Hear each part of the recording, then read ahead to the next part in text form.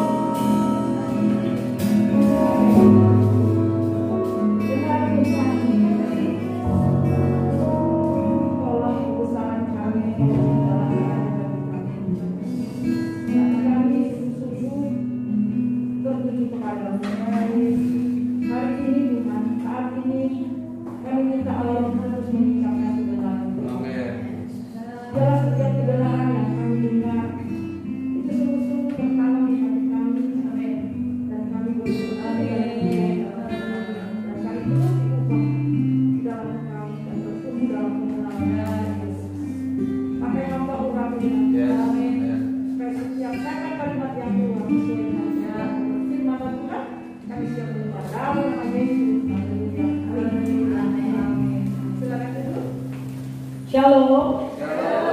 Sudah lama kita tidak bersua ya. Sudah lama corona ya. Corona sudah mau berapa bulan nih? Aduh, sudah 8 bulan, 9 bulan. Tetapi kita percaya segala sesuatu yang terjadi semua ada dalam pengendalian Tuhan. Amin. Ya saudara, tema yang diberikan kepada saya itu adalah kehidupan yang diberkati Tuhan, ya kan? Nah, kehidupan yang diberkati Tuhan.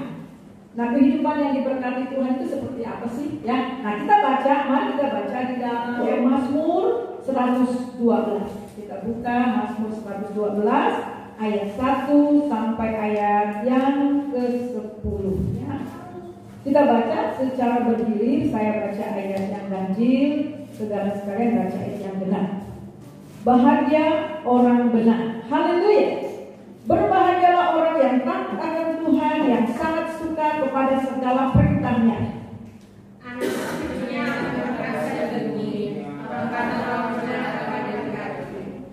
Harta dan kekayaan ada dalam rumahnya, kebajikan tetap untuk selamanya.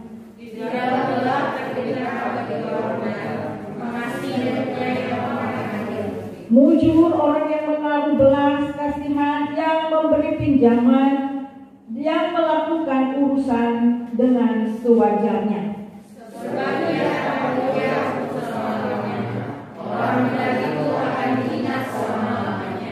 Ia tidak takut kepada kabar celaka, hatinya tetap penuh kepercayaan kepada Tuhan. Hatinya teguh, dia takut, sehingga ia memandang rendah orang-orangnya. Ia membagi-bagikan, ia memberikan kepada orang miskin kebajikannya tetap untuk selama-lamanya. Tanduknya meninggi dalam kemuliaan.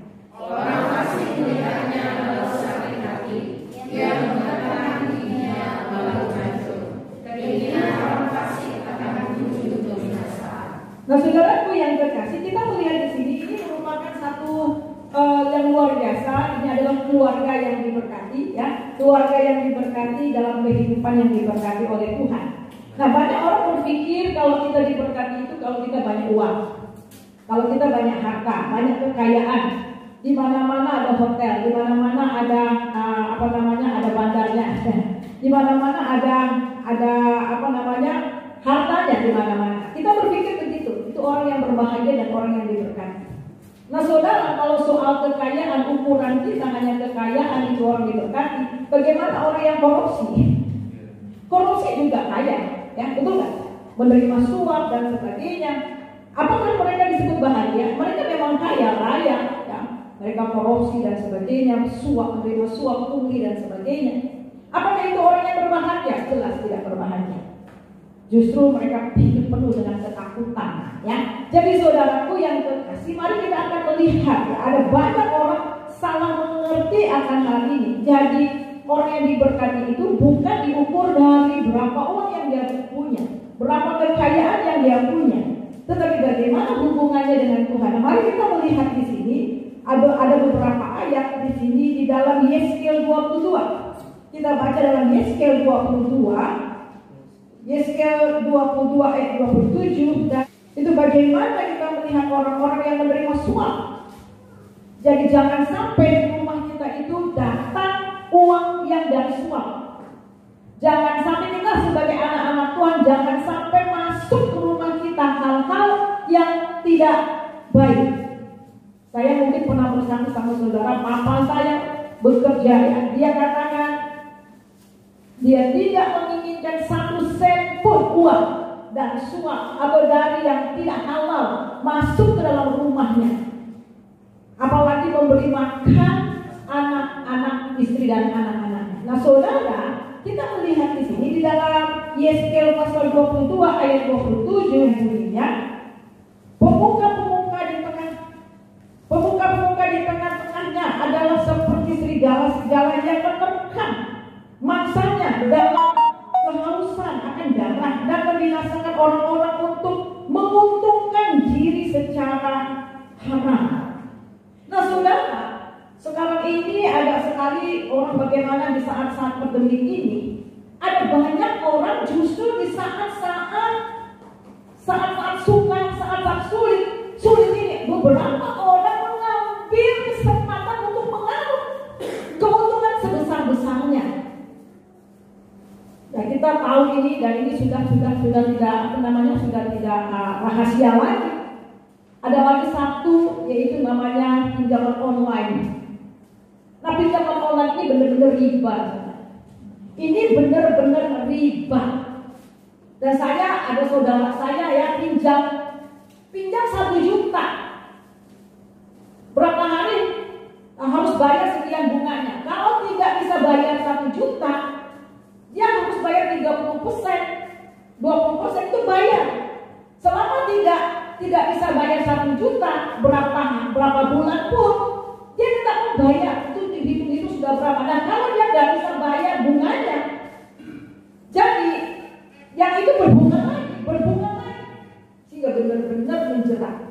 Nah, saudara, ini banyak terjerat. Dan saya melihat justru di pandemi ini orang-orang ditawarkan untuk dapat cepat uang cepat, ya. Promosinya bagus sekali, ya. Sekali klik langsung uang masuk ke rekening saudara. Pinjam. Jadi akhirnya banyak orang terjerat. Jadi saudara kita melihat di sini, ini memeras untuk keuntungannya diri sendiri. Dia jadi kaya, banyak uang, tapi apakah ini yang diberkati oleh Tuhan? Coba kita melihat di sini ada begitu banyak orang ingin meraup kekayaan, ingin meraup kekayaan harta hanya untuk kesenangan diri sendiri. Dan mereka, ya harta itu memang kalau punya harta, ya punya banyak uang, ini prestise ya. Bisa dihormati orang, bisa dianggap orang luar biasa. Sehingga orang berlomba-lomba apa saja mau dilakukan, yang penting mereka dapat uang untuk menguntungkan diri sendiri dan juga untuk menghormatkan diri sendiri. Nah, kita lihat di dalam Keluaran. Coba kita lihat dalam Keluaran pasal 23 Keluaran. Mari kita lihat Keluaran pasal 23. Keluaran pasal 23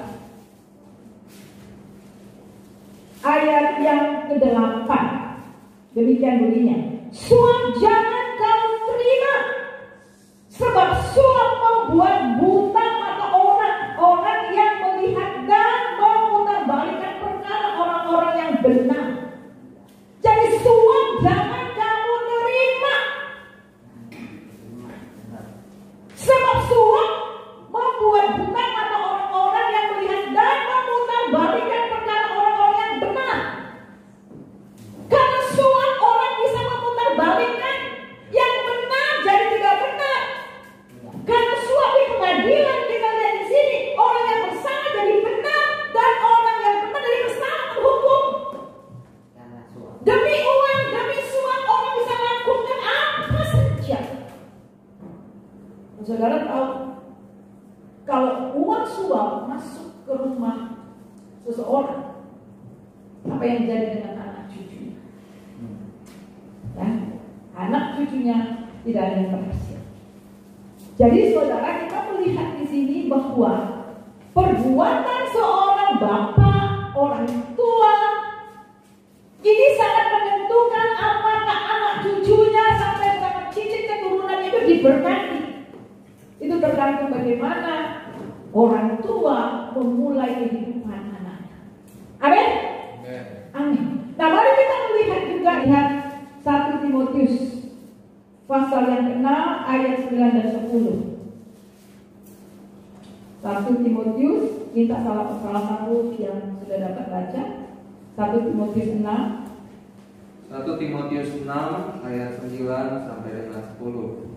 Tetapi mereka yang ingin kaya terjatuh ke dalam pencobaan, ke dalam jerat dan ke dalam berbagai-bagai nafsu yang hampa dan yang mencelakakan, yang menenggelamkan manusia ke dalam keruntuhan dan kebinasaan. Karena akar segala kejahatan ialah cinta uang, sebab oleh memburu uanglah beberapa orang telah menyimpang dari iman dan menyiksa dirinya dengan berbagai-bagai duka. Jadi kita melihat di sini, saudara, tetapi mereka yang ingin kaya terjatuh ke dalam pencobaan. Kalau pertanyaan kita, emang kita nggak boleh kaya? Saya bilang, bukan itu maksudnya, ya.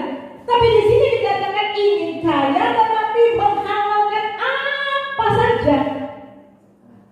Tetapi mereka yang ingin kaya terjatuh ke dalam pencobaan, dalam jerat dan ke dalam berbagai-bagai nafsu yang hampa, yang mencelakakan dan yang menenggelamkan manusia ke dalam keruntuhan dan kebinasaan.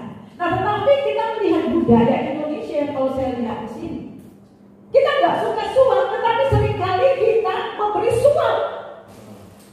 Yang penting urusan kita beres.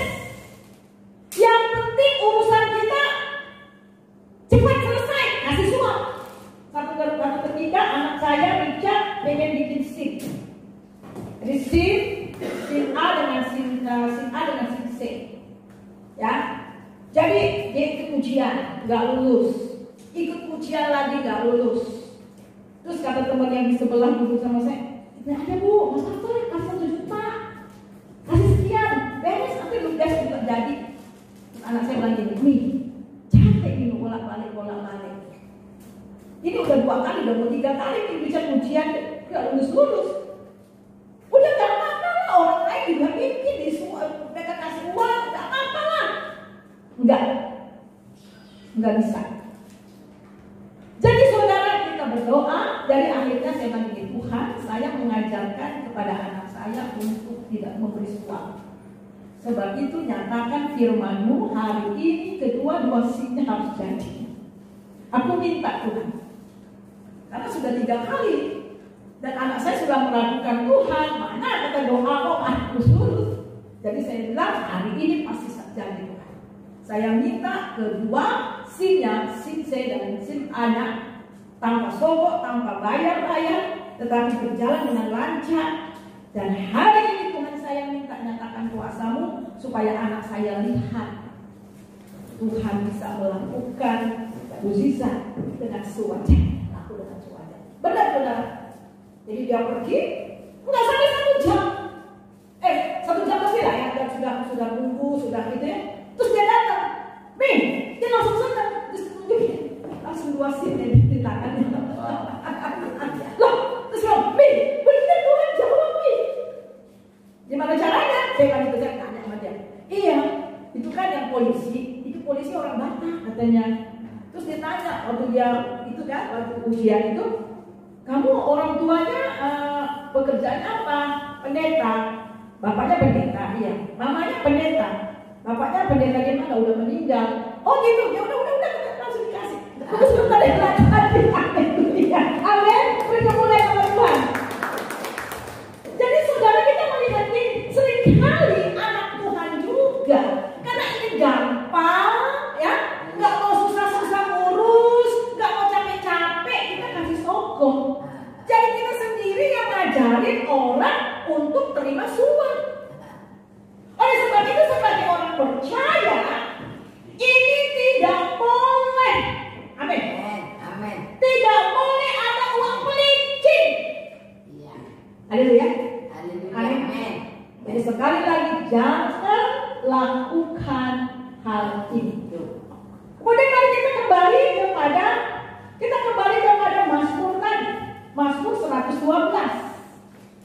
Jadi jelas di sini orang yang ingin kaya, ya, akan jatuh ke dalam berbagai-bagai pencobaan.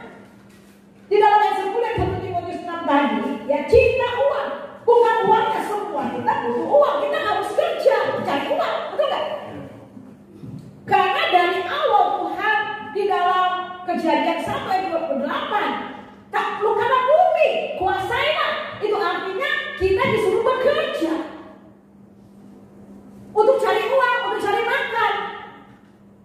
Itu penting, tetapi bukan cinta uang. Amin.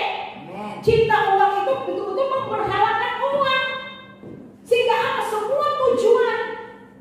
Orang yang cinta uang ini paling jahat hatinya. Dia baik sama orang supaya dapat uang. Dia ramah sama orang, ujung-ujungnya uang. Nggak tulus, saudara. Ini namanya pencitraan. Anak Tuhan nggak boleh begitu. Haleluya. Amin. Amin. Nah, kita kembali kepada Mazmur 112. Kita lihat di dalam ayat yang pertama. Haleluya.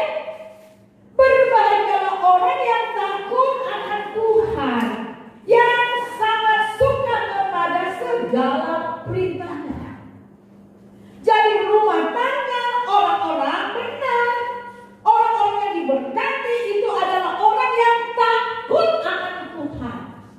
Orang yang takut akan Tuhan adalah orang yang sudah mengenal Tuhan. Jadi orang yang diberkati itu adalah orang yang mengenal Tuhan dan orang yang hidup takut akan Tuhan. Orang yang hidup takut akan Tuhan menjauhi kejahatan. Ya, Ayub 1 ayat yang pertama. Ada seorang laki-laki di tanah Uz bernama Ayub. Orang itu saleh dan jujur. Ia takut akan Allah dan menjauhi kejahatan.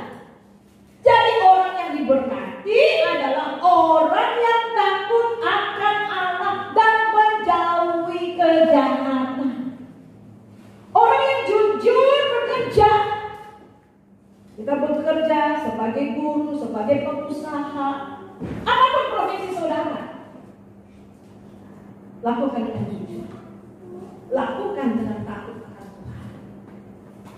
Saya suka bilang sama jemaat saya juga, Kalau saudara, sebenarnya pungli-pungli itu, korupsi itu mulai dari kecil-kecil. Nggak ada orang langsung ambil 1 miliar, enggak. Dari kecil-kecil dulu, uang kembalian, ya, yang receh-receh dulu. Tapi itu namanya karakter. Lama-lama meningkat dan akhirnya keenakan. Jadi saudara, kita melihat di sini bahwa hidup takut akan Tuhan. Orang yang hidup takut akan Tuhan, dia menjadi kejahatan dan dia tidak akan mungkin melakukan suap. Jelas. Dan kemudian kita melihat lagi di sini, yang pertama orang yang diberkati adalah orang yang takut akan Tuhan dan yang sangat suka kepada segala perintahnya. Perhatikan di sini, yang sangat suka kepada perintahnya.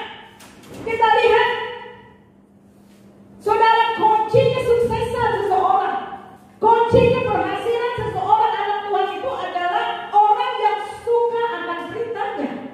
Dan itu jelas di dalam Mazmur pasal yang pertama. Coba mari kita lihat Mazmur pertama ayat yang kedua dan ayat yang ketiga. Kita lihat, tetapi yang kesukaannya ialah Taurat Tuhan, yang merenungkan Taurat itu siang dan malam. Ia seperti pohon yang ditanam di tepi aliran air, yang menghasilkan buahnya pada musimnya, dan yang tidak layu daunnya, dan apa saja yang diperbuatnya berhasil. Jadi rumah tangga di mana anak-anak diajar, kita semua diajar takut akan Tuhan, menerapkan nilai-nilai kerajaan surga, dan juga saudara suka akan firman Tuhan. Itu artinya betul-betul firman Tuhan menjadi titik tolak. Firman Tuhan itu menjadi ukuran dalam setiap tindakan yang kita lakukan. Saya suka bilang sama anak-anak saya, kalau mau lakukan sesuatu itu berkenan sama Tuhan gak? Itu sesuai dengan firman Tuhan gak? Jadi selalu kita lihat apa yang kita lakukan, apa yang kita kerjakan, ini sesuai dengan firman Tuhan atau tidak. Jadi di sini bukan hanya suka, tetapi menjadi pelaku Tuhan. Orang itulah yang disebut orang yang berhasil, orang yang diberkati. Coba kita lihat di dalam Yosua pasal yang pertama ayat yang ke-7. Hanya kuatkan dan teguhkan hatimu dengan sungguh-sungguh, bertindaklah hati-hati sesuai dengan seluruh hukum yang telah diperintahkan kepadamu oleh hambaku Musa. Janganlah menyimpang ke kanan atau ke kiri, supaya engkau beruntung dimanapun engkau pergi. Supaya engkau beruntung kemanapun engkau pergi. Saudara tahu nggak? Kita ini anak Tuhan ini kemanapun kita pergi itu menjadi berkat. Lebih ya. Amin. Saya suka lihat ya, kadang-kadang saya lihat masuk ke satu rumah makan gitu yang sepi banget. Terus saya masuk di situ. Tapi setelah itu banyak orang yang datang. Saya pikir bukan hanya saya pengalaman ini, mungkin saudara pernah alami ini. Jadi kita lihat di sini bahwa dimanapun kita pergi kita menjadi berkat. Amin. Ayat yang ke-8, janganlah engkau lupa memperkatakan kitab Taurat ini dan renungkanlah itu siang dan malam, supaya engkau bertindak hati-hati sesuai dengan segala yang dituliskan ke dalamnya, sebab dengan demikian perjalananmu akan berhasil dan engkau akan beruntung. Ayat yang ke-9, bukan dan mengatakan kepadamu, kuatkan dan teguhkan hatimu, janganlah kecut dan tawar hati, sebab Tuhan Allahmu akan menyertai engkau kemanapun engkau pergi. Kita diberkati oleh karena penyertaan Tuhan. Amin. Di mana ada penyertaan Tuhan, di situ kita diberkati. Kita melihat bagaimana Yusuf ketika dijual kepada Potifar, kita melihat dia dijadikan budak. Yang namanya budak itu gak mungkin ada masa depan, saudara. Karena budak itu milik daripada Tuhan. Seumur hidupnya, bahkan sampai anak cucunya milik daripada Tuhan. Akan tetapi kenapa Yusuf berhasil dan akhirnya membawa satu perubahan yang besar, memberi jawaban bagi dunia pada saat itu, oleh karena penyertaan Tuhan. Nah, di sini dikatakan jelas sekali supaya engkau bertindak hati-hati. Orang yang kesukaannya firman Tuhan, kesukaannya adalah Taurat Tuhan, supaya engkau bertindak hati-hati.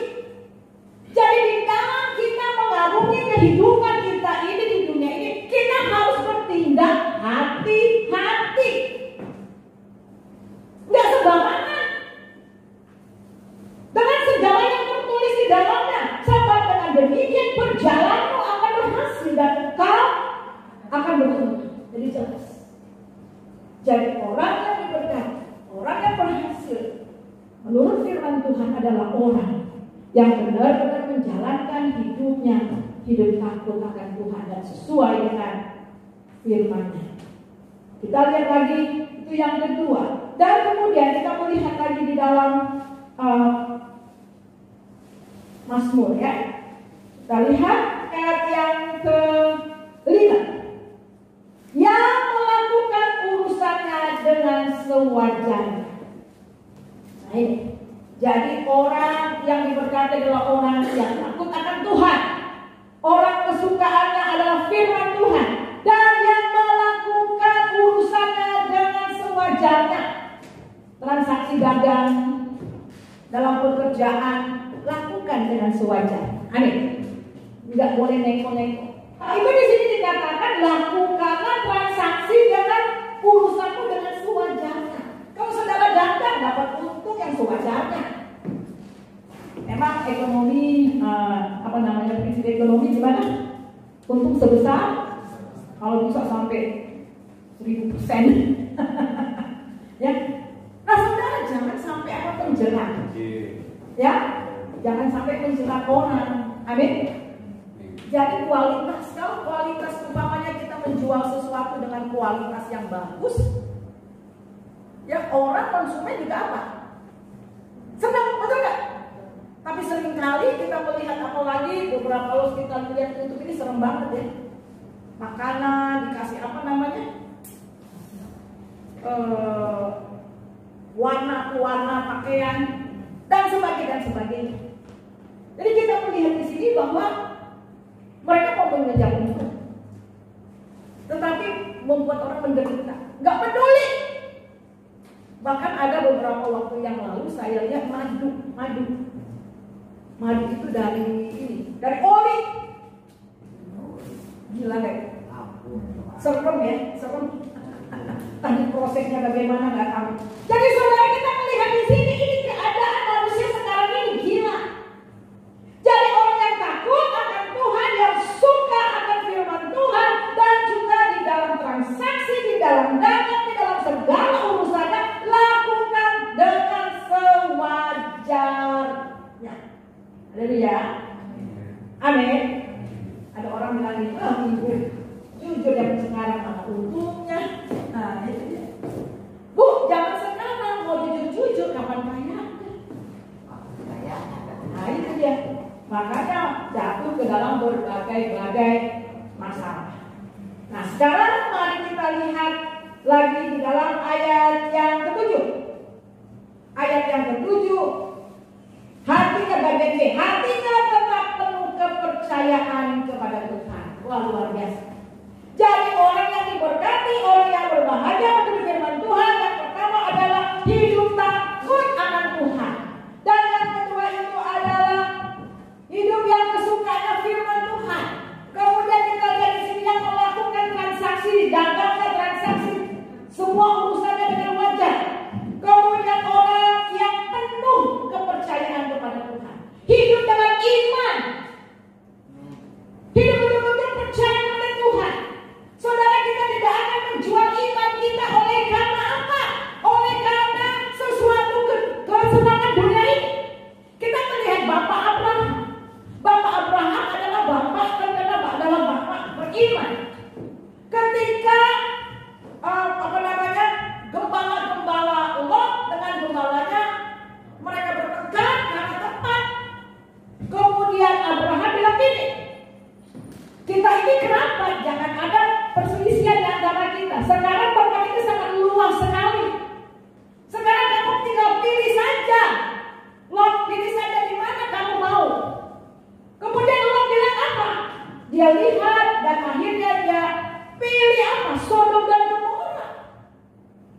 Sodom dan Gomora itu tempatnya hijau, penuh dengan air, tanahnya subur sekali.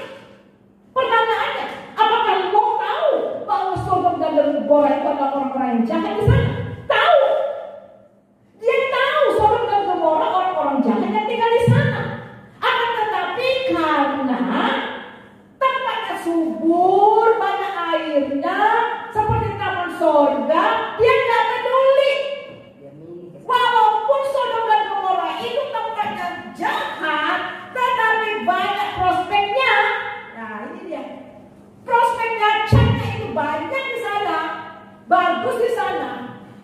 Dia ambil itu.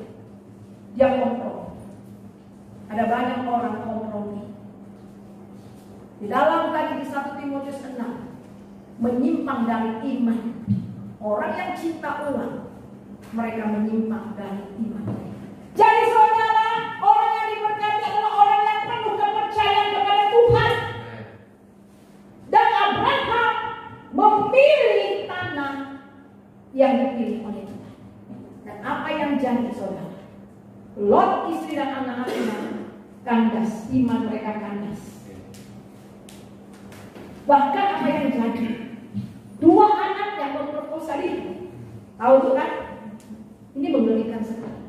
Jadi jelas saudara bahwa bapak, keluarga, orang tua yang menerapkan takut akan Tuhan, yang betul-betul melakukan firman Tuhan dan juga hidup dengan iman kepada Tuhan. Kita lihat apa yang terjadi. Mari kita lihat hasilnya apa. Kita kembali kepada Mazmur tadi. Mazmur 112. Dijanji Tuhan. Ayat yang kedua.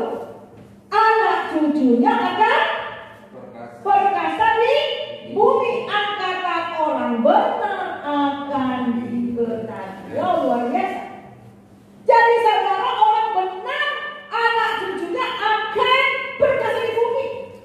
Perkasa itu akan menjadi pemimpin-pemimpin, menjadi generasi penerus, generasi masa depan. Dari sini juga dikatakan bahwa angkatan orang benar akan diberkati.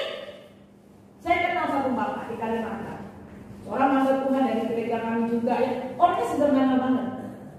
Dia melayani Tuhan sejak masih muda ya.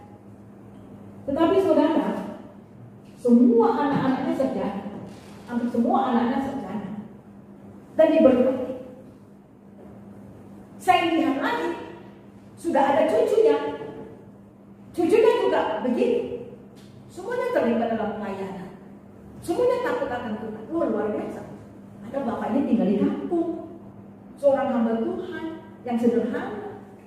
Tapi anak cucunya diberkati, menjadi berkat bagi banyak orang. Apa gunanya kita kaya dari hasil sulap, tapi anak-anak kita, cucu kita berapa namanya? Hancur lebur. Jadi saudara, efek daripada takut akan Tuhan itu sampai ke anak cucu. Amin. Apa sih kebanggaan kita? Apa kebanggaan kita kalau ketemu teman? Anak kan? Anak. Kan nggak bilangin, kamu udah punya berapa villa kan nggak gitu? Tanya apa? Udah anak berapa? Berapa? Nah, sudah punya anak berapa? Anakku kerja di mana? Ya kan? Dan saling cerita tentang anak, betul kan? Anak itu merupakan kebanggaan dari orang tua. Nah, saudara, kita lihat di sini di dalam ayat yang kedua ini, anak cucunya akan perkasa di bumi, angkatan orang benar akan diberkati. Coba kita lihat di dalam Mazmur 37. Mazmur 37. Mazmur 37 ayat 25 dan 26. Kita baca sama-sama. Mazmur 37 ayat 25 dan 26. Kita baca sama-sama. 1, 2, 3. Dahulu aku muda, sekarang telah menjadi tua, tetapi tidak pernah kulihat orang benar ditinggalkan atau anak cucunya minta-minta roti. Tiap hari ia mengalir belas kasihan dan memberi pinjaman, dan anak cucunya menjadi berkat. Haleluya.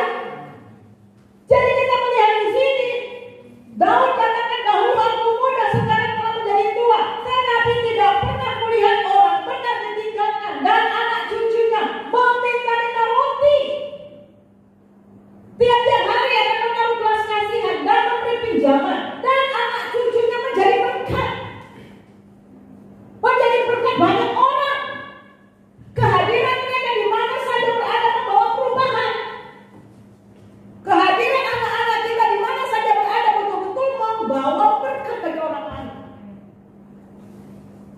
Haleluya. Amin. Kemudian kita lihat lagi yang berikutnya, ayat yang 3. Harta dan kekayaan ada dalam rumah. Ternyata diberkati pekerjaan, ada harta, kekayaan dalam rumahnya. Ini artinya memang harta dan kekayaan di dalam Tuhan itu bonus. Amin. Amin. Abraham kaya nggak? Kaya, ya. Ayub kaya. Nanti saya bukan mengajarkan kemakmuran, bukan. Tetapi ini adalah firman Tuhan, itu bonus. Iblis pernah bilang sama Tuhan, ya jelas aja Ayub itu mau takut sama engkau, percaya sama engkau, karena hartanya banyak. Coba ambillah semua hartanya. Tuhan bilang, oke, silakan. Diambil dalam 1 hari sudah. Apakah Ayub menghujat Tuhan? Tidak. Apakah Ayub menyangkal Tuhan? Tidak. Maka iman dia diteguhkan. Amin. Jadi jelas saudara bahwa Ayub menjadi kaya bukan karena dia, maksudnya bukan karena harta yang besar itu, tetapi betul-betul dia cinta Tuhan. Amin. Karena cari cinta Tuhan. Jadi semua diberkati oleh Tuhan. Nah, kemudian kita melihat di dalam ayat yang keempat, di dalam gelap terbit terang bagi orang benar. Nah, di dalam gelap terbit terang. Ini masa-masa pandemi. Saya mau tanya sama saudara, ada nggak yang nggak makan karena pandemi? Ada di sini? Nggak ada kan? Ini jujur ya. Saya justru masa pandemi orang saya bertahun-tahun saya jujur. Kemarin itu baru awal-awal saya nggak dapat dari presiden, saya nggak dapat. Tetapi jemaat saya satu rumah itu ada 7 kakak. 7 kakak itu dapat semua peras. Jadi mereka bantu saya. Kemudian kita dapat lagi dari PGI. Kemudian karena mereka tiap bulan dapat dari, jadi akhirnya peras saya numpuk saudara. Ada yang 25 kilo, ada yang 10 kilo, ada yang berapa kilo. Kemudian dapat lagi dari apa? DKI.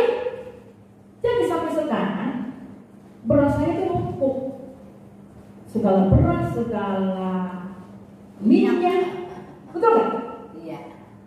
Dulu nggak begitu. Dulu saya kalau habis beras pergi, nggak pernah numpuk. Tetapi numpuk. Saya hitung gitu. Wah, ini bisa sampai tahun depan ini. Nggak pernah beli beras lagi. Haleluya. Amin. Saudara, orang yang diberkati Tuhan dalam penyertaan Tuhan nggak jadi masalah mau pandemi ya. Haleluya. Amin. Mau gelap keadaannya, tetapi kalau Tuhan ada di sana, penyertaan Tuhan ada di sana, saudara nggak kekurangan, saudara. Haleluya. Amin. Dan saya nggak kekurangan juga. Haleluya. Jadi saudara, kalau ada kurang-kurang dikit itu biasa. Kadang-kadang Tuhan bikin begitu. Kalau kita terus baca-baca kita suka lupa. Kita nih manusia suka lupa, ya kan?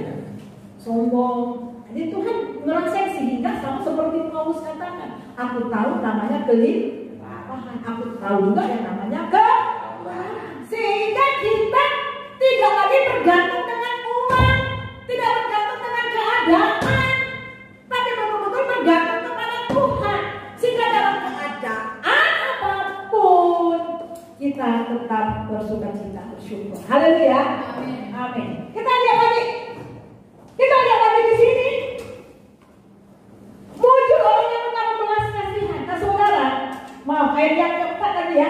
Di dalam gelap terbitlah terang bagi orang benar, pengasih penyayang, orang yang adil.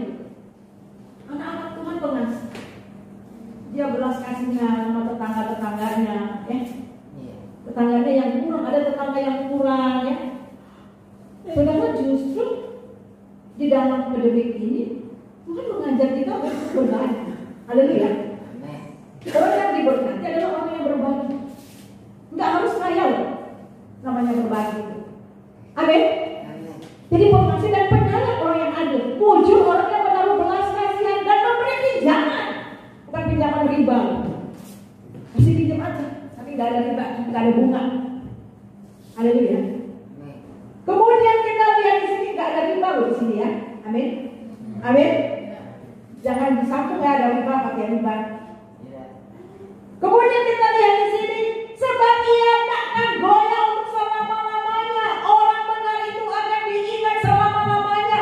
Dia tidak akan goyah apapun yang terjadi, bagaimanapun kondisi. Dia tidak akan goyah.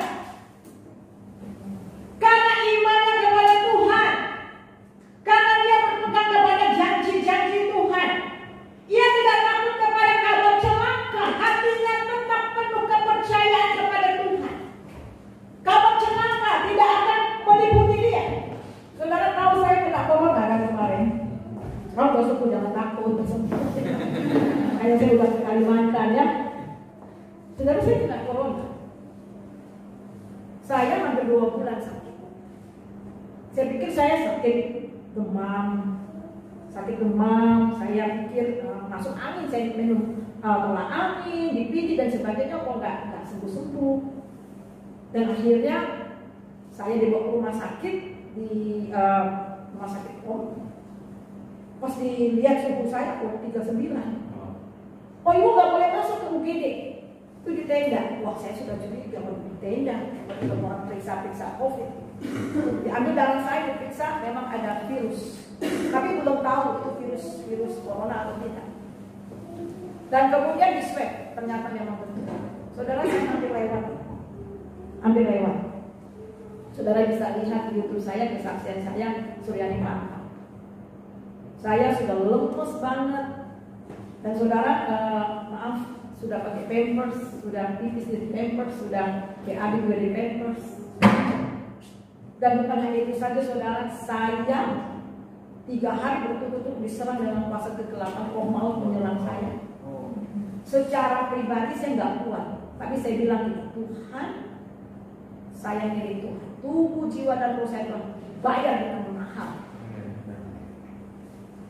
Nah, saudara, apa yang jadi? Saya akhirnya 1 minggu di ruang ICU. Kemudian saya naik ke ruang isolasi. Di isolasi itu saya di tingkat 24. Yang lebih aneh, dalam pikiran saya, suruh saya terjun di tingkat 22. Itu setan, bukan saya. Jadi saya keras sekali. Jadi keras sekali saya itu mau disuruh turun. Karena ketika diisolasi kan itu kayak apartemen kan di Wisma Atlet kan. Itu di situ ada kamar mandi, kemudian ada tempat jemuran pakaian, dan di situ kan ada sedikit bolong begitu kan, jadi ada kader, kan bisa lompat di situ. Itu iblis suruh saya supaya saya terjun. Itu keras banget. Saudara, kalau saya nggak ada Roh Kudus, terjun. Dan saya dengar beberapa waktu yang lalu ada hamba Tuhan juga terjun. Hamba Tuhan baru chatting dengan temennya, setengah jam kemudian terjun. Jadi saudara, ini pergumulan, dan baru saya tahu corona ini nggak main-main. Ini ada kuasa kegelapan yang sedang bekerja. Jadi saudara, saya tidak akan goyah, saya kuat. Dan kemudian apa yang jadi, saudara? Karena saya nggak tergoyahkan. Dan saya terus menyembah Tuhan. Malamnya saya serang lagi, tingis. Kemudian saya menang, saya berdiri, kemudian di kamar itu ada kaca, ada lemari. Saya mulai begini. Hai Suryani Pantau, kamu tidak menerima roh perbudakan yang menjadi kamu takut lagi, tapi kamu menerima roh Allah yang menjadikan kamu anak-anak. Dan oleh roh itu kamu berseru, ya Aba ya Bapa. Hai roh Suryani, kamu menerima Roh Kudus. Hai jiwa Suryani, kamu merdeka. Hai tubuh Suryani, saya bilang gitu. Kamu bukan baik corona, kamu bukan baik virus, tapi kamu adalah baik Allah. Itu sekitar jam 2:30 pagi saya mulai buka YouTube. Kebetulan orang di kamar sebelah itu kosong, udah keluar. Saya mulai menari-nari, saya menyembah Tuhan. Dan saya menari-nari puji Tuhan pada saat itu. Tiba-tiba jam 4 dapat telepon dari Manado. Itu kebetulan saya punya mahasiswa dulu. Ibu Suryani minta maaf, saya digerakkan Tuhan untuk doakan dia. Kebetulan dia punya karunia kesembuhan. Saya didoakan. Setelah didoakan, saya makan habis. Padahal udah mau 1 bulan saya nggak bisa makan. Saya makan 1 sendok, 2 sendok, mau muntah. 1 sendok, 2 sendok, mau muntah. Tapi setelah itu saudara, saya makan habis. Makan siang habis. Makan malam habis. 4 hari kemudian saya keluar. Haleluya. Haleluya. Jadi saudara, yang sangat luar biasa juga. Suatu ketika ada kita kan di grup ICU yang udah sembuh naik ke atas. Jadi kita bikin grup dan mereka semuanya orang Kedah. Saya cuma sendiri orang anak Tuhan. Malam-malam jam 12 malam ada telepon masuk, saya terima. Bu, saya ketakutan. Loh, kenapa kamu ketakutan? Saya diganggu setan, persis seperti yang saya. Saya diganggu setan, Bu, tolong Bu, katanya saya mau ke tempat ibu ya. Ya udah naik aja, kamu di mana? Lantai 16, naik aja itu 12 malam. Saya tunggu di lift, kemudian Bu, tahu nggak? Saya dijambak-jambak sih, ditarik-tarik, persis seperti saya. Itu roh ketakutan, roh maut. Saya bilang saya juga alami itu, tapi saya menang karena saya punya Tuhan Yesus. Kemudian saya sharing firman Tuhan, saya sharing Yesus, dia terima Yesus sebenarnya. Haleluya.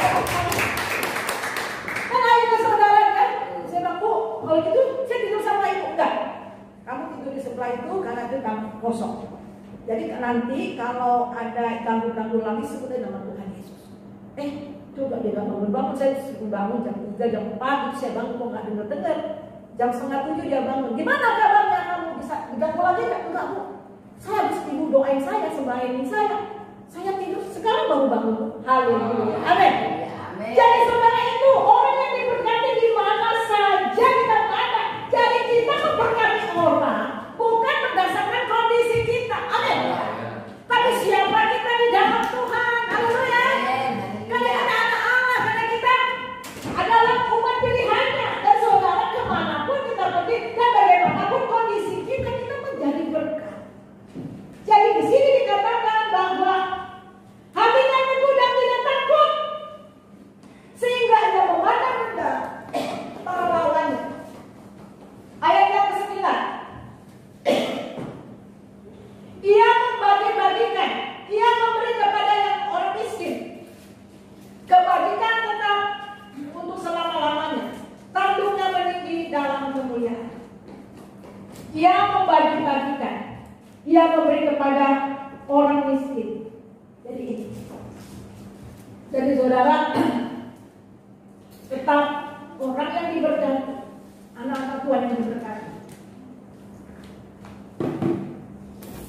Kita lihat di sini, dia diberkati dan menjadi berkat.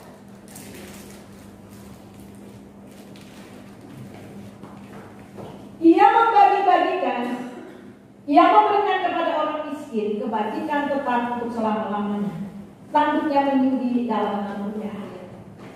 Ya, jadi Tuhan meninggikan orang itu. Haleluya. Masa-masa berdebat ini adalah di mana kita bisa berbagi. Amin.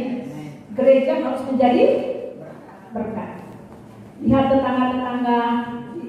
Saya juga begitu ya, baik dari gereja maupun secara pribadi ya.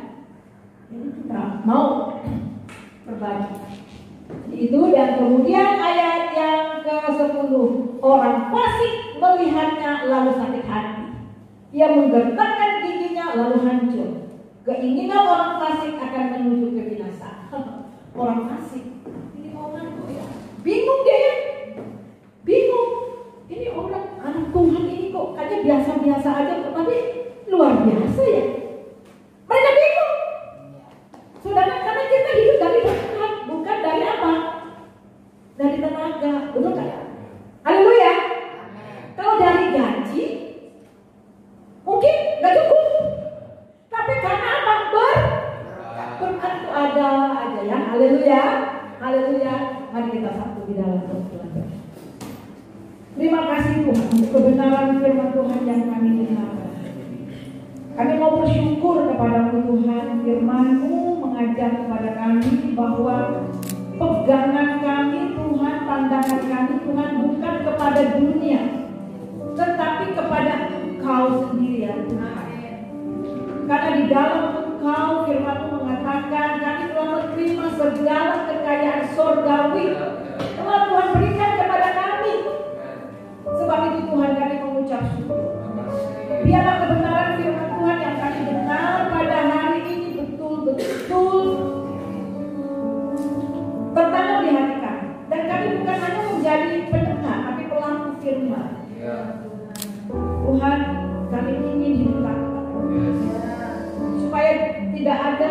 barang yang suap masuk, hasil suap masuk ke rumah kami.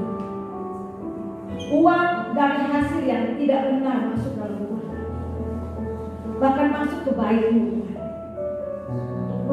Oleh sebab itu ya Tuhan, tolong kami supaya kami tetap berpegang kepada kebenaran Tuhan, tetap taat kepada firman Tuhan, tetap beriman kepada Tuhan. Apapun kondisi kami dan kami boleh percaya kuasa Tuhan, penyertaan Tuhan nyata dalam hidup kami, dan kami akan mengalami keberkahan Tuhan. Terima kasih Bapak, di dalam nama Yesus kami berdoa. Haleluya.